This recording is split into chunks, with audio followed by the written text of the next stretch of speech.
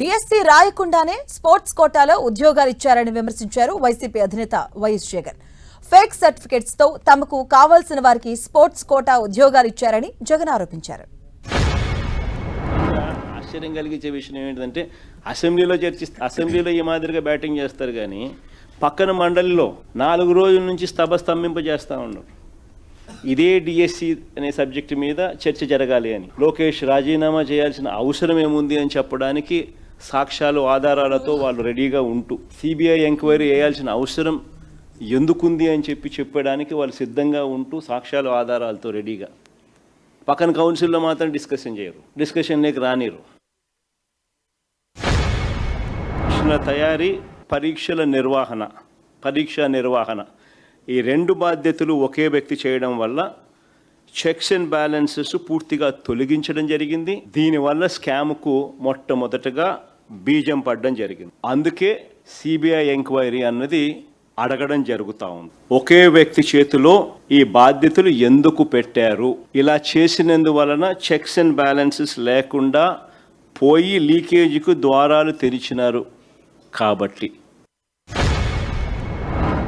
Second merit లిస్ట్లో నవీన్ పేరు లేకుండా సెకండ్ మెరిట్ లిస్ట్ ఎందుకు రిలీజ్ చేస్తారు? చంద్రబాబు నాయుడు గారు ఆయన కొడుకు ఏమంటారు, అబ్బా కొడుకులు ఇద్దరు, నవీన్కి ఎందుకు ఉద్యోగం ఇవ్వలేదు అని అంటే ఏమంటారు? సర్టిఫికెట్ల వెరిఫికేషన్కు నవీన్ రాలేదు కాబట్టి ఉద్యోగం ఇవ్వలేదట. క్యాండిడేట్ నవీన్ ఐడిని తన ఐడిని బ్లాక్ చేశారని, కాల్ లెటర్ తనకు పంపలేదని కోర్టుకు పోయినాడు. స్టేషన్ బెయిల్ ఇచ్చి పంపించినారు స్వామి. అరెస్ట్ కదా దేవుడు ఎరుగు.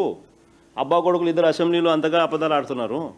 ఇది అరెస్ట్ చేసినట్టుగా, జైల్లో పెట్టినట్టుగా, మెజిస్ట్రేట్ ముందు జడ్జి ముందర పెట్టినట్టుగా, జడ్జి శిక్ష చేసినట్టుగా, వీళ్ళు జైల్లో పెట్టినట్టుగా, వీళ్ళు ఏదో చాలా సీరియస్గా తీసుకున్నట్టుగా ఘనత చంద్రబాబు నాయుడు గారు, టీడీపీ వెన్నుపోటు పార్టీ ఘనత అన్నట్టుగా వీళ్ళు బిల్డప్ ఇస్తున్నారు. స్టేషన్ బెయిల్ ఇచ్చి పంపించిన, అరెస్ట్ చేయాల.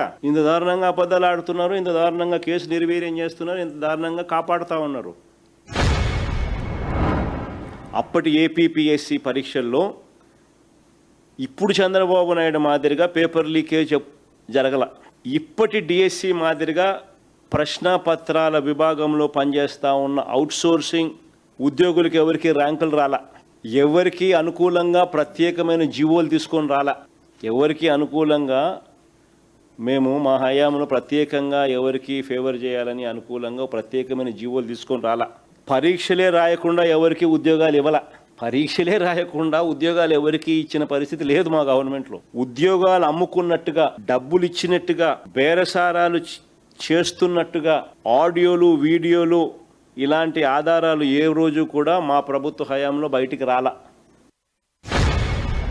మొదటి సీటు మీద నమ్మకం లేక అఫిడవిట్లు ఈ మాదిరిగా చంద్రబాబు నాయుడుకి వ్యతిరేకంగా పడ్డం మొదలుపెట్టేసరికి ఇరికిచ్చాలా, ఎలా ఇరికిచ్చాలని తాపత్రయం అనేది బలంగా పెరుగుతూ రెండో సిట్టు కూడా ఇది జరుగుతూ ఉండగానే రెండో సిట్టు కూడా 2026 ఫిబ్రవరి 14 మరొక సిట్టు వేశారు. నేను అడుగుతా ఉన్నా, సిట్లో ఉండేది ఎవరు అని. చంద్రబాబు నాయుడు గారి కింద పనిచేసేవారు కాదా అని అడుగుతా. బురద జల్లడం కోసం దర్యాప్తు బృందాలను ఇష్టానుసారంగా వాడుకోవడం చంద్రబాబు నాయుడు గారికి ఏమైనా కొత్త అని అడుగుతా ఉన్నా.